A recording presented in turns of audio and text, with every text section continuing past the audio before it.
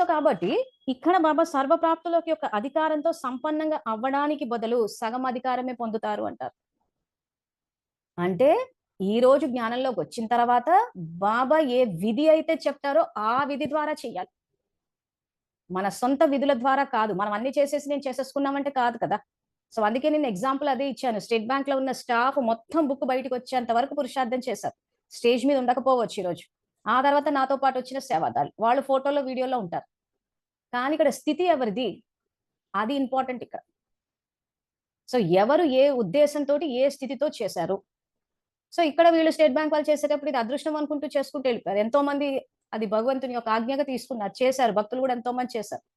So ఇక్కడ పుస్తకాల విషయ సేవకు వచ్చేసరికి ఏమైపోయింది, ఎన్ని చేసినా గానీ అతృప్తి అన్నది లేదు. ఏవో సమస్యలు, స్వభావ సంస్కార ఘర్షణలు. సో లేదా వచ్చేటప్పుడు ఏం చేస్తున్నట్టు గ్రూపులుగా వస్తారు కాబట్టి ఆ లీడర్లు ఏది చెప్తే ఆ లీడర్లు అది చెప్పేది వినడం.